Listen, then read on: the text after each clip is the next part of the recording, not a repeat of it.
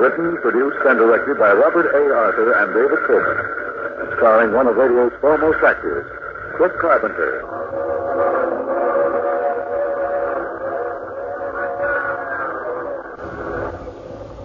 This is the Mysterious Traveler inviting you to join me on another journey into the realm of the strange and the terrifying. I hope you will enjoy the trip, that it will thrill you a little and chill you a little.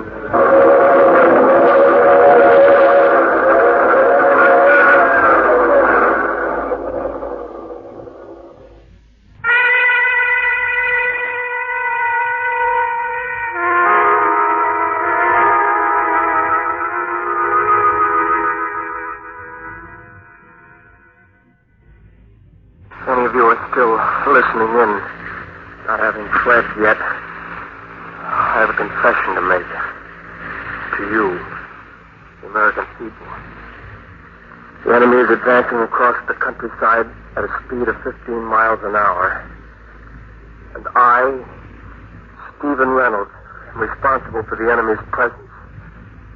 I, and I alone, betrayed you.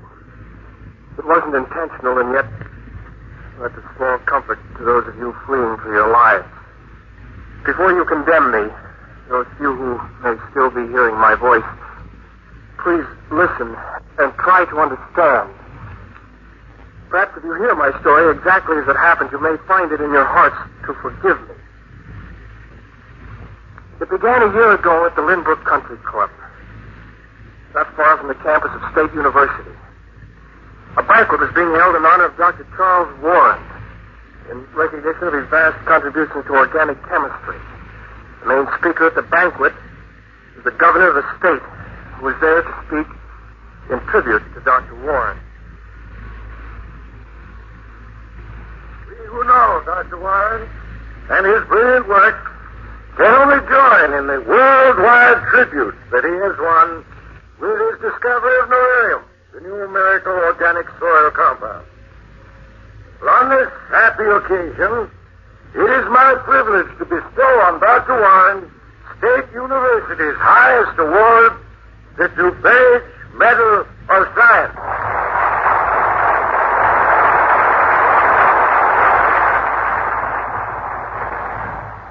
Captain McDonald, ladies and gentlemen, this is indeed a happy moment in my life.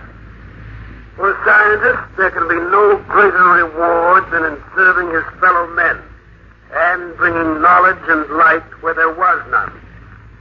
The discovery of beryllium begins a new era.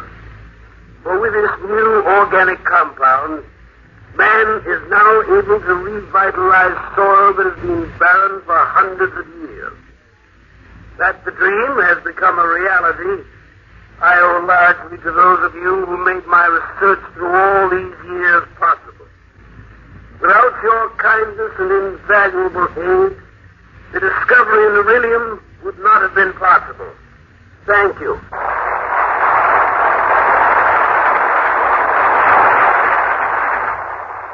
Yes, it's a great moment in your father's life, man. He's now one of the immortals of science. Let's go out on the lawn. It's hot. No, you ever see so many newspaper men? Yes, it's a big story. Your father will undoubtedly win the Nobel Prize next year. You really think so? No, we can't miss.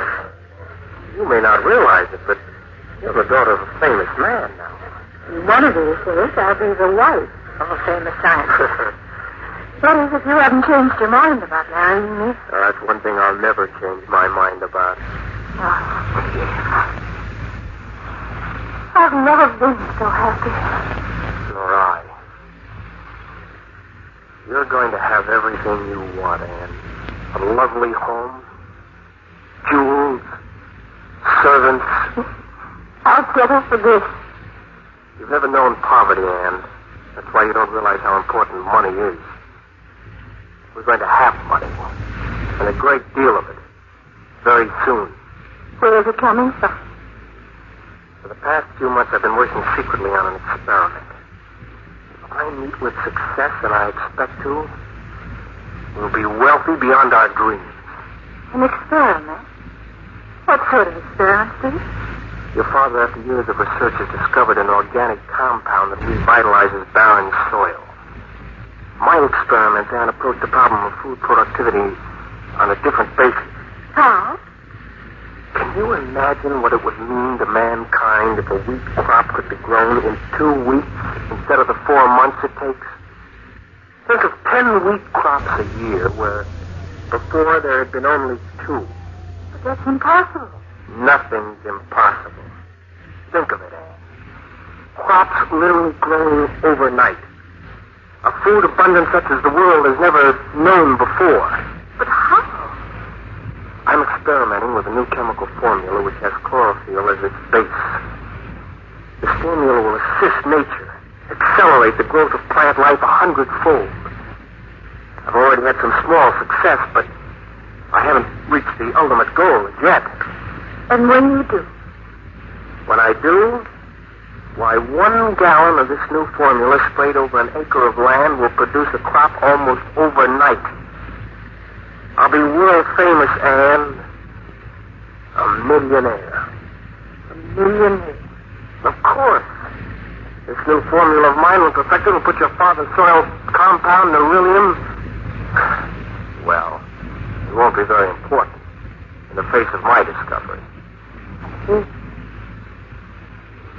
Steve, this experiment, is it important because it'll be a great scientific advance?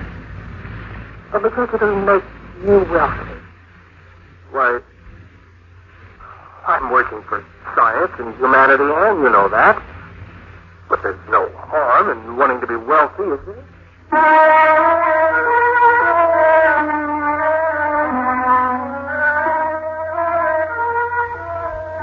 I know now that what I said to Anne wasn't true.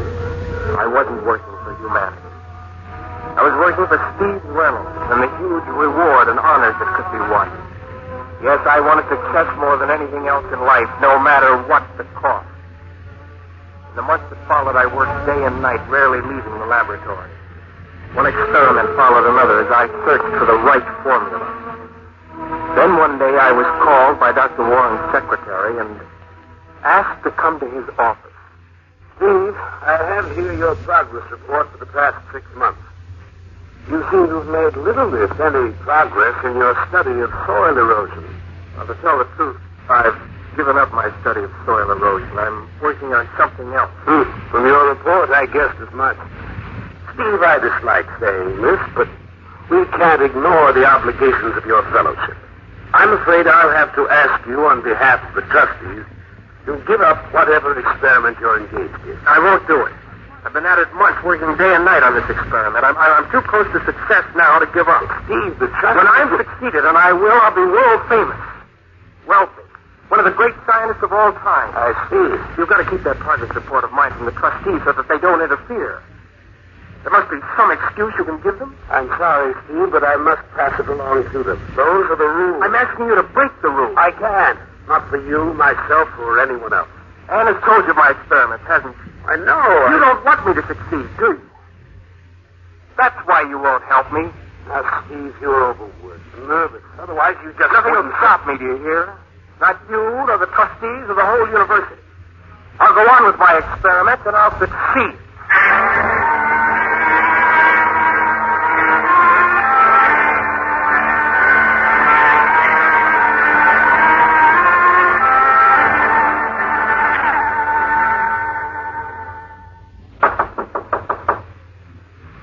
Come in. Steve? Oh, it's you, Anne. What your father told me, you've quarreled and you've resigned your fellowship? That's right. I'm clearing my things out of this lab and leaving. Where are you going? I've rented a small farm 20 miles out of town. I'm going to continue my experiments there. Steve, you can't leave the university, not like this. It'll be a mark against your career. Before I'm finished, your father, the trustees, and the whole university will come to me hat in hand. You treat your father as though he were your enemy. He's no friend. That I can tell you. If he had wanted, he could have withheld that report from the trustees. You're so determined to achieve success that you're blind to everything else. You've lost all sense of perspective. So you're on your father's side. That's because he's right. You value fame and money above everything else. And why not? Is there anything else in the world that counts? Steve, you're like a stranger. I think our being married would be a mistake. Perhaps it would. Here's your ring. Right.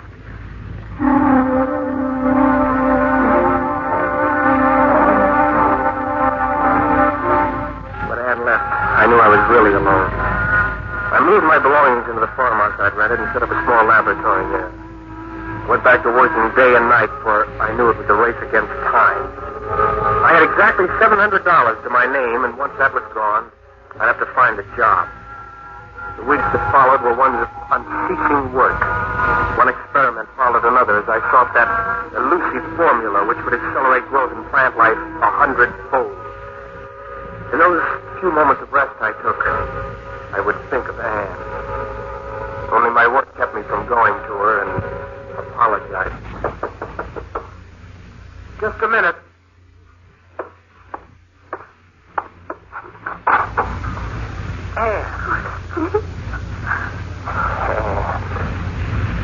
Oh, you sweet darling.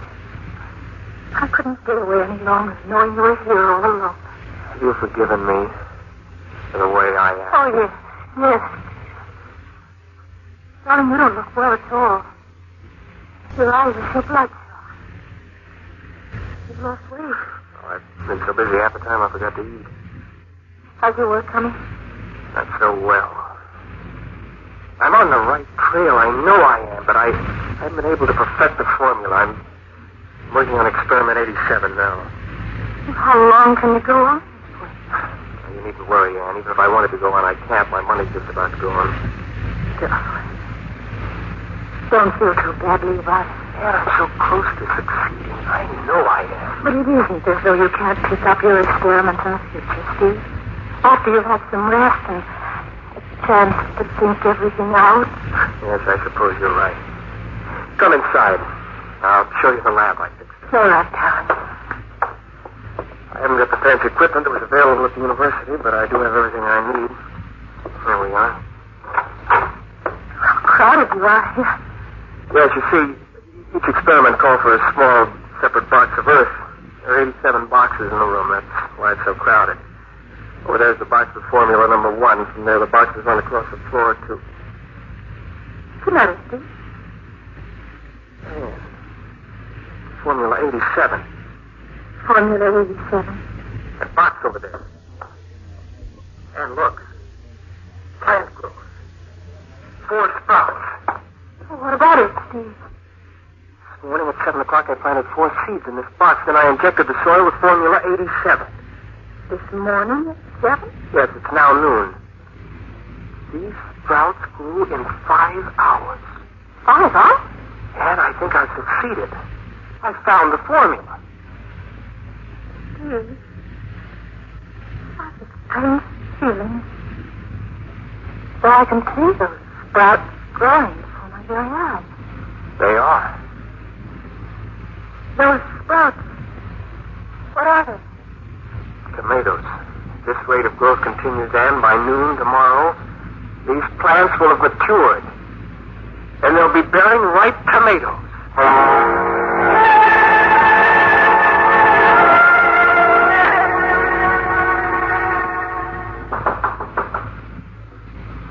Who is it? It's on, darling. Oh, just a minute. Good morning, Anne. Dr. Warren. Anne told me of your amazing discovery, Steve. I hope you don't mind my coming here with us. Hello, of course not. Come in. I seem to have overslept. What time is it? 9 o'clock. The tomato plant. Come along. Steve, the plants. They're mature and bearing full-grown green tomatoes. And these plants are from the seeds you planted only yesterday morning? Yes. Here are my notes. 7 a.m., 4 tomato seeds planted. 7:05, 250 cc of formula 87 injected into the soil. That's incredible. Simply incredible. few more hours, those tomatoes will be ripe, ready to be eaten. Just 30 hours after I planted the seeds. Formula 87 will mean the end of famine. Word. My families will be able to grow their own fruits and vegetables almost overnight, using but a few square yards of earth. Yes. Come out into the garden. There should be more to see. More to see? Yes, yesterday afternoon after Ann left, I planted an acre of tomato seeds and sprayed the acre with 5 gallons of Formula 87. Look, Doctor. The acre is completely covered with half-grown tomato plants. By late this afternoon, those plants will have produced a crop of ripe tomatoes. I wonder if you fully realize the implications of your discovery, Steve. It means the end of agricultural life as man has known it these thousands of years. With your discovery, a new era has begun for mankind.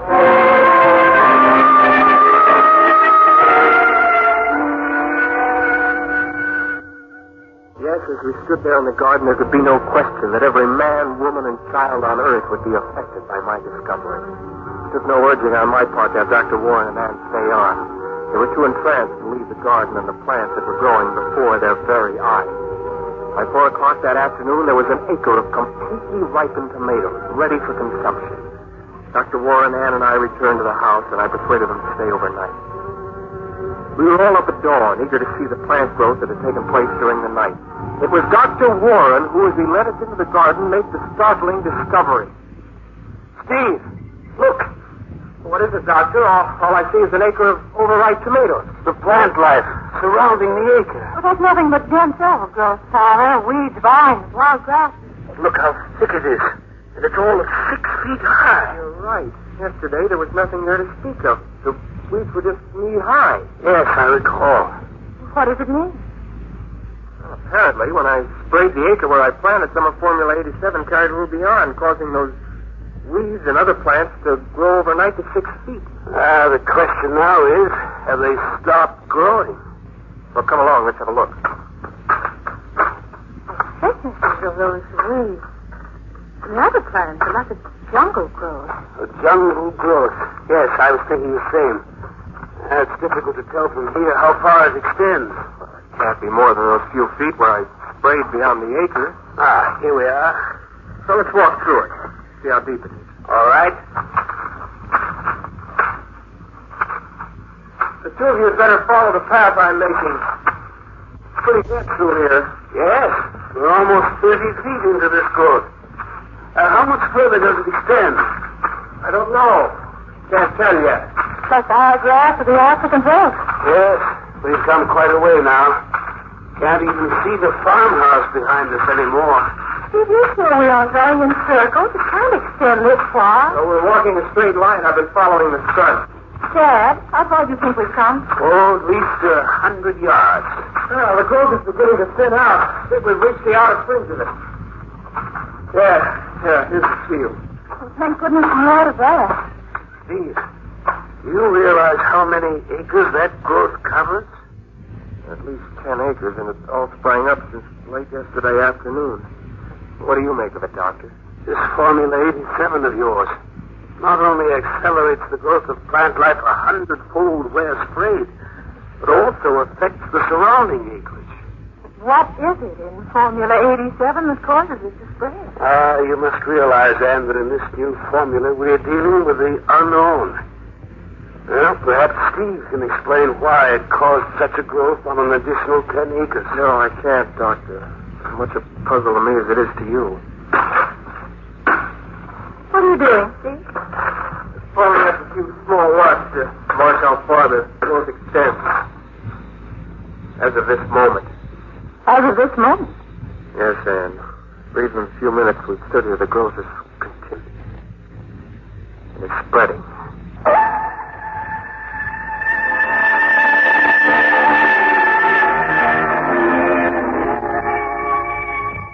Good morning. This is Bill Storm with the 9 o'clock news. Well, startling news has been coming in over the press wires in the last 10 minutes. A young associate professor, Stephen Reynolds of State University, discovered a new chemical formula which has the power to accelerate plant life growth 100-fold. While engaged in experiments on his farm 20 miles outside of Statesville, Professor Reynolds sprayed an acre of land with his new discovery, Formula 87. One of the amazing results of this experiment was the growth overnight of a 1-acre crop of tomatoes. But another result, which seems almost incredible to this reporter, is the news that Formula 87 caused plant life in surrounding acreage to grow overnight into a fantastic growth and become so thick and profuse as to cause on-the-spot observers to compare it to jungle growth. Even more amazing, the growth seems to be spreading in all directions at the rate of 100 acres an hour. Already it has spread over 2,000 acres of land. Agricultural experts and scientists are being rushed to the scene of this phenomenon. Stay tuned for further news flashes during the day.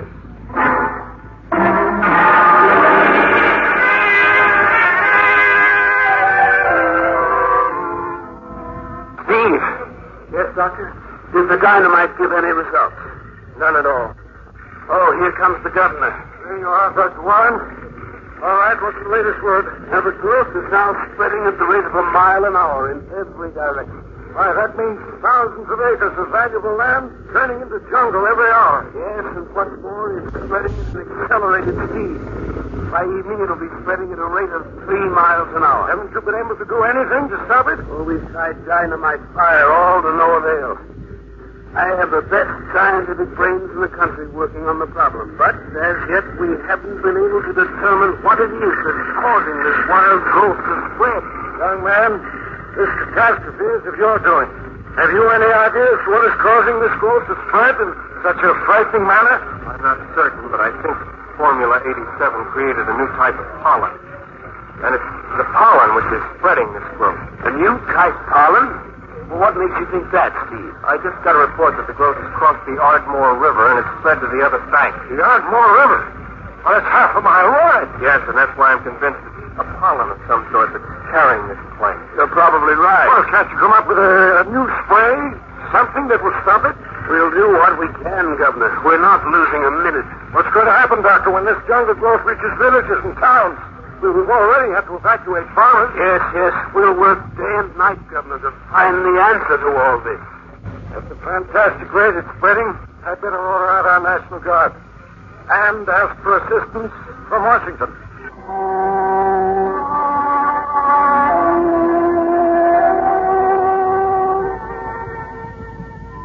This is Bill Storm, speaking to you from the state capitol.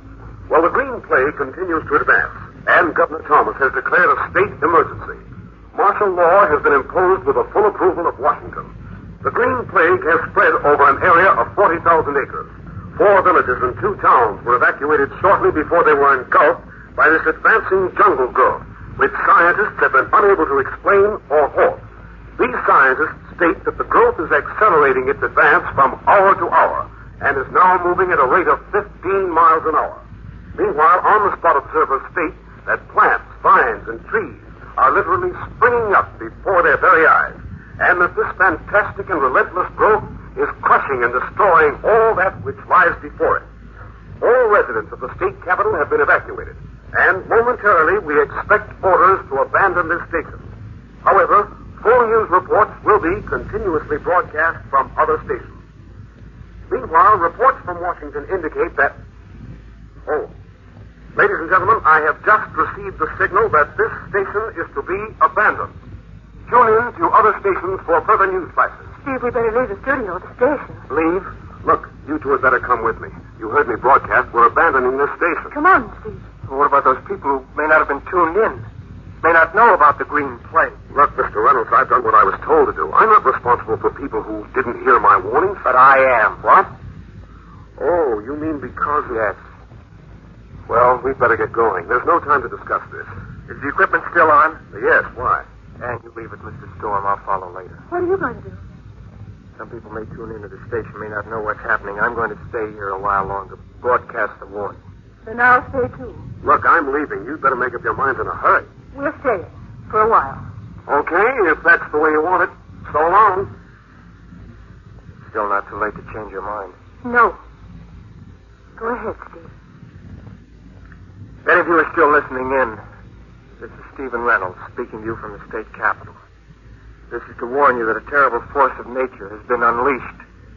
I, and I alone, am responsible for what has happened. But that's a small comfort to those of you fleeing for your lives, unable to understand the disaster that was brought about by my experiments. Experiments I was interested in for a personal gain, not for the advancement of science and humanity. Perhaps that's the reason. The green plague. It's reached town. Let's get out of here. Give me your hand.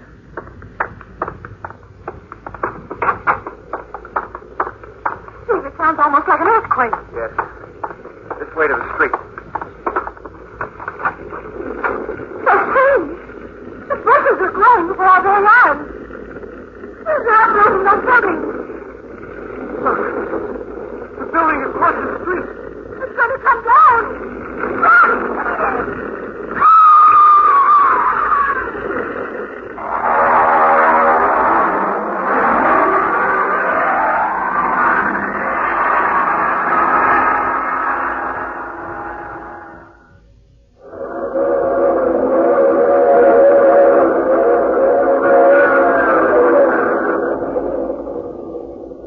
This is the mysterious traveler again.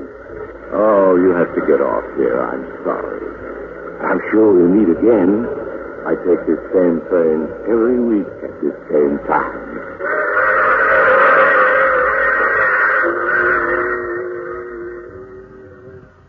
You have just heard The Mysterious Traveler.